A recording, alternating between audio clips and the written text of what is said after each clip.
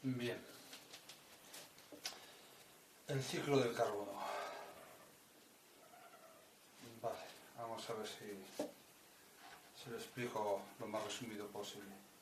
No voy a hablar de cómo afecta todo esto o cómo son las reacciones a nivel cuántico ni nada de eso, sino digamos la química más elemental, así, ¿no?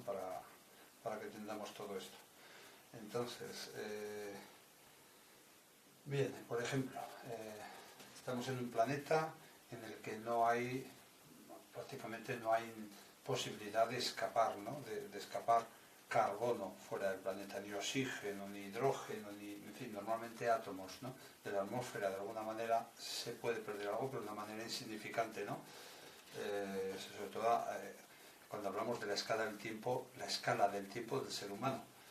A nivel, por ejemplo, referido también a entrar, pues bien, en meteoritos y demás sí que puede entrar carbono, agua, en fin, y algún otro componente y tal, pero es tan ridícula hoy en día, ahora, vamos, en esta fase del planeta, ¿no?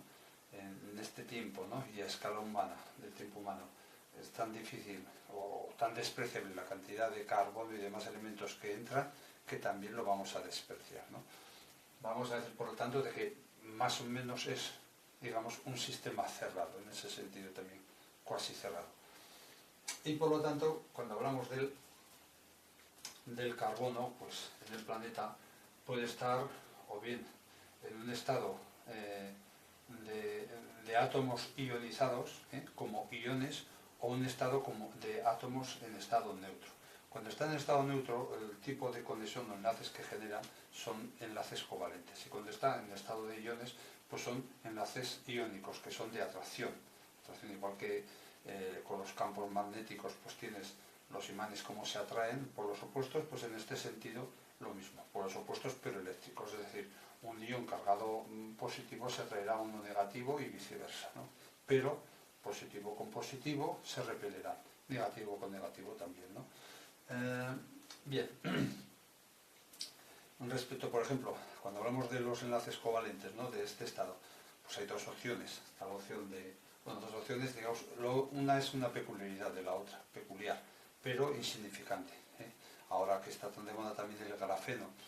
Bueno, pues el grafito, la condensación de esa materia orgánica en alta presión y tal, se crea la roca de grafito y el grafito pues se puede separar en capas y genera el grafeno, ¿no?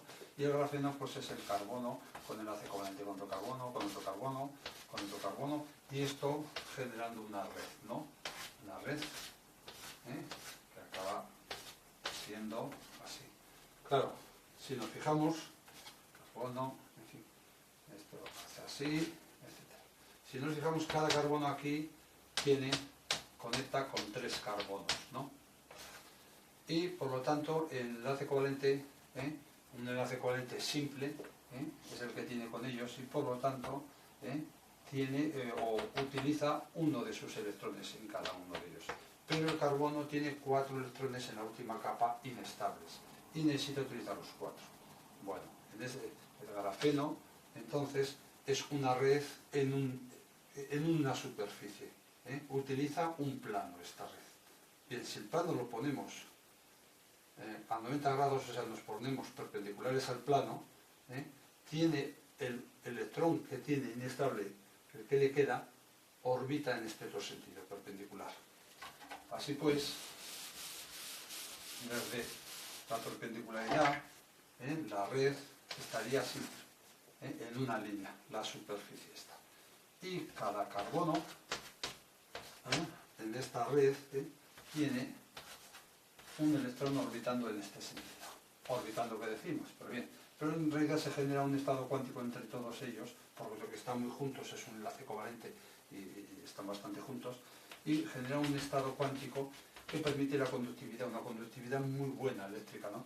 Si tienes aquí, por ejemplo, un exceso de electrones en un punto y una escasez de electrones en otro punto, se hace una compensación y casi el estado cuántico casi se puede considerar no instantáneo, pero casi, o sea, apenas prácticamente no tiene resistencia para acabar midiendo aquí un electrón, ¿no? Esta es la corriente eléctrica del grafeno, que es el mayor potencial de corriente eléctrica que se conoce, ¿no? mayor por encima de los metales, que también tienen electrones afuera de la capa y tal, y también más o menos mantienen una situación parecida, pero tienen mucha más conductividad. Pero esto vamos a decir que es despreciable dentro de lo que es la cantidad en el planeta que hay de carbono en ese estado.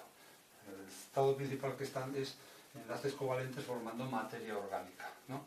Entonces, principalmente sería el carbono con más carbonos, vamos a dejarlo en 1, más carbonos, etc. O con hidrógeno, por ejemplo, o con oxígeno, o con nitrógeno, enlaces covalentes de un tipo u otro. Un enlace covalente, ¿qué implica? Bueno, tenemos, por ejemplo, que puede tener un enlace covalente el carbono con un oxígeno, y este oxígeno tener un enlace iónico con un hidrógeno, por ejemplo. Enlace covalente con este y iónico con este. Enlace covalente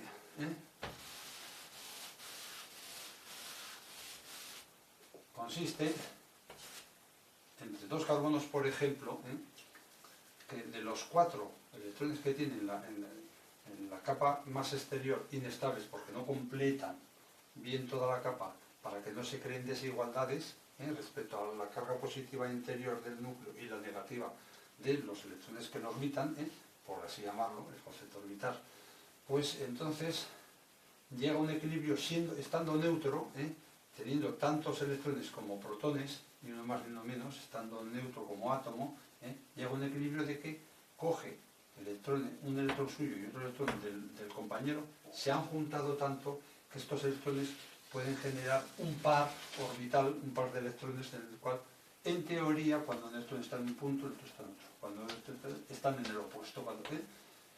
Eso. Entonces, este orbital que generan genera, digamos, como una molécula entre ellos estable. Una pseudomolécula, porque luego este tiene más electrones inestables, con los cuales genera otro enlace covalente, o sea, otro par de electrones compartidos de uno y de otro para formar una órbita que los cubra a los dos también estable. Y cuando lo hace luego aquí con el oxígeno, o con otro carbono, o con otro hidrógeno, lo que sea, pues lo mismo. Incluso puede tener dos orbitales estables, por ejemplo, con el oxígeno. O entre ellos pueden tener uno de dos y el siguiente con uno, con otro carbono, que siga para donde sea, y a la vez tiene aquí uno con un hidrógeno, por ejemplo. 1, 2, 3 y 4. Ya utiliza los cuatro electrones. Hay una variedad de combinaciones de este tipo tremenda, con lo cual la materia orgánica, el mundo orgánico es complejísimo. Este estado es el fundamental orgánico, ¿no? O sea, de reacción de enlaces covalentes. Y luego está el estado iónico. El carbono pierde esos 4 electrones de afuera y se queda con la órbita interior siguiente, que esa ya es estable y está bien cubierta y compensada. Por lo cual se queda con 4 protones de más en el núcleo. El oxígeno también tiene su estado iónico, como tantos y tantos átomos, elementos atómicos, pero el oxígeno en su última capa de orbitales de pares de electrones, para estar bien cubierta y estable, le faltan 2 electrones. Con lo cual, si los cogiera, tendría 2 electrones de más, pero esa capa sería estable. Y sería un ion con 2 electrones de más. Un carbono con 4 protones de más. Y si coges 2 iones con 2 electrones de más, ion negativo, ion positivo, y los arrimas suficiente, se atraen, igual que se atraen en los campos magnéticos polos, unos con otros, los polos opuestos, pues estos son campos eléctricos, el campo eléctrico que emana cada átomo al infinito, pues se atraen y a cierta distancia sin acercarse demasiado, porque en todos los átomos orbitan electrones y entre ellos se repelerían los electrones de un átomo y otro, entonces sin acercarse demasiado, generan un cuerpo único entre ellos estable, que sería la proteína, o sea, perdón, proteína, la molécula, en este caso de CO2, de anhídrido carbónico. Bueno, entonces los enlaces químicos generan este tipo de moléculas.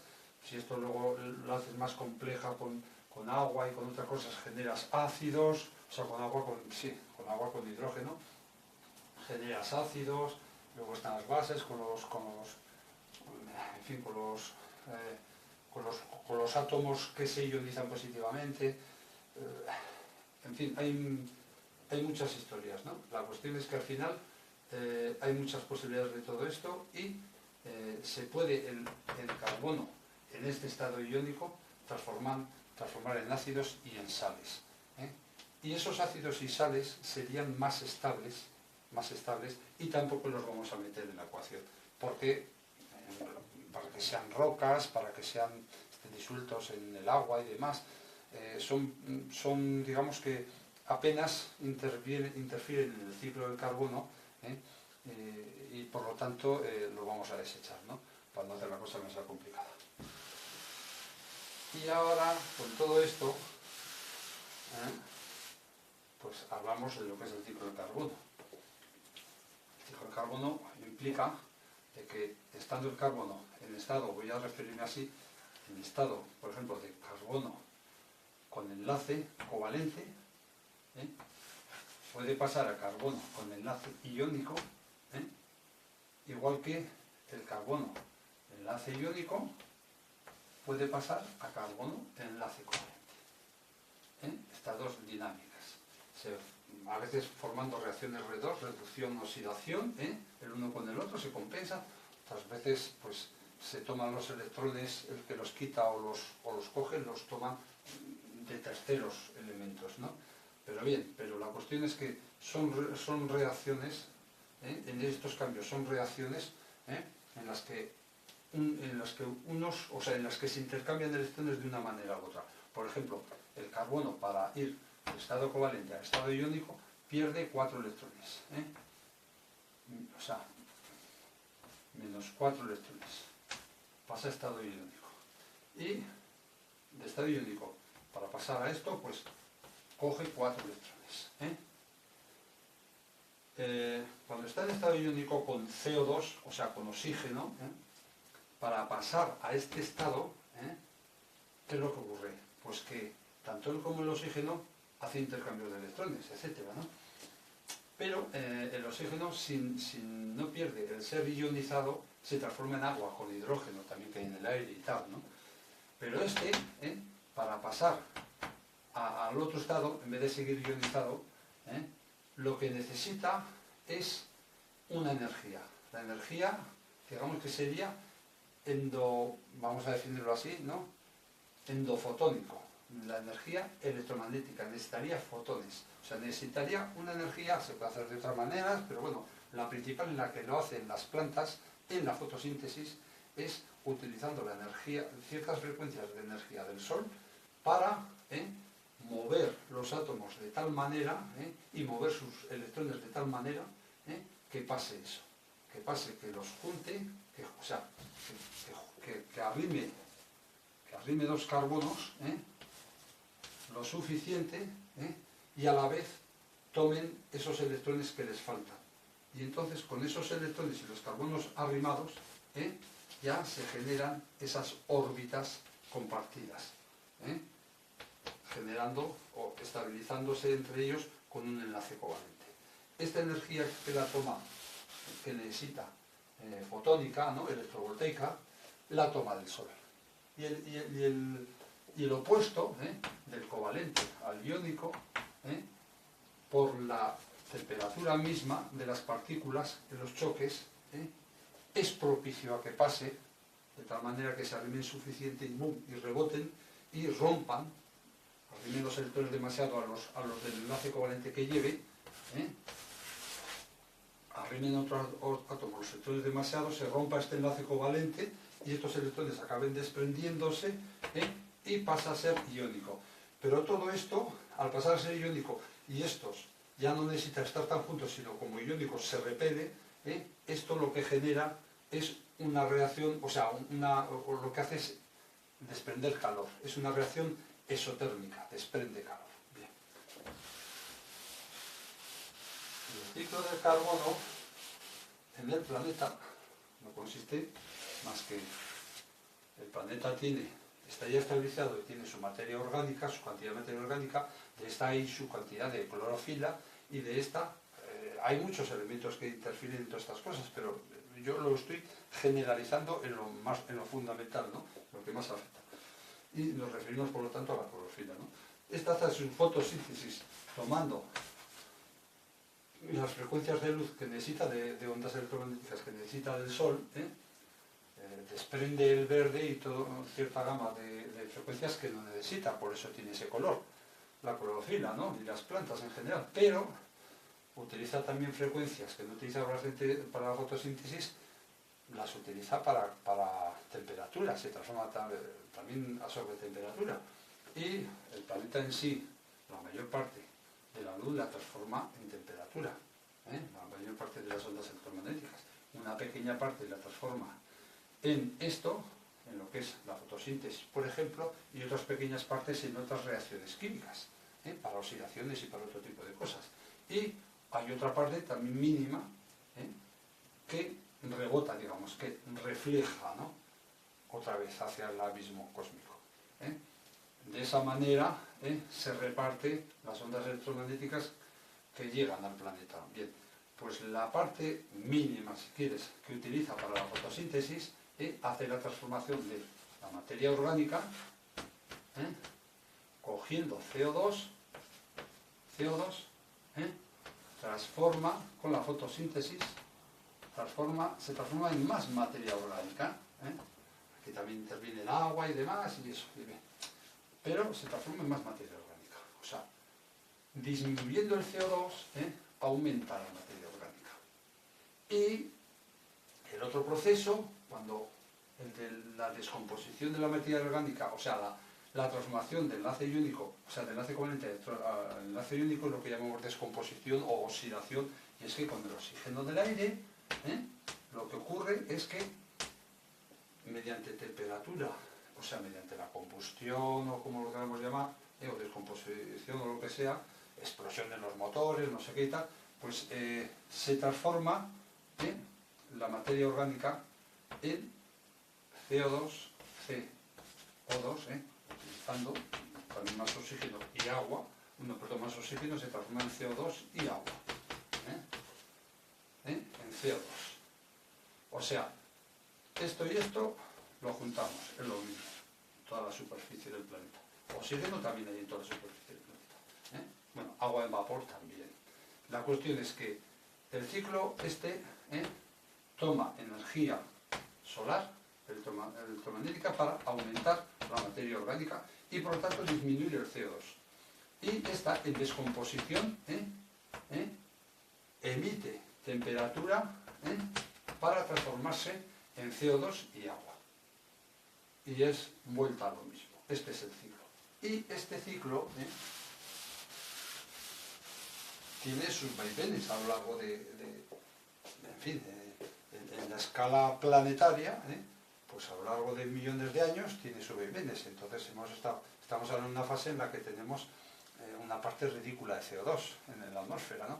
Hemos tenido muchísima más parte de CO2 en la atmósfera en un momento en el que entonces el CO2, la atmósfera, el CO2, se transformaba en materia orgánica, como había mucho, se transformaba muy rápidamente. Pero esto generaba tal cantidad de materia orgánica, tanta, que en su proceso natural de descomposición, hay que tener en cuenta de que los combustibles fósiles, carbono y demás, son cuando se está enterrando, carbono en piedra, porque es el más antiguo, por así decirlo, ¿no?, en roca, así como el petróleo y demás. Cuando esto la materia orgánica, por ejemplo, se le quita el oxígeno, la capacidad de descomponerse con el oxígeno, pues se queda así, se queda durante miles y millones de años, se queda así, ¿no? Entonces es una parte de la materia orgánica que se aparta en cierta medida del ciclo. Pero la grandísima mayoría de la materia orgánica también se va descomponiendo, desprendiendo CO2, porque en este proceso se libera oxígeno a la atmósfera, en este proceso. Pero en este proceso de descomposición, o aquí, al revés, se toma oxígeno de afuera para reaccionar con el carbono de la materia orgánica y formar el CO2. Pero bueno, a lo que vamos. Este ciclo, cuando hay tanta materia orgánica, es esta deriva hacia CO2, o sea, hacia CO2, exactamente, hacia CO2, la que va en gran abundancia. Porque hay tanta materia orgánica que el CO2 que había también lo van consumiendo en demasiada cantidad. Entonces, el ciclo puede tener dos extremos.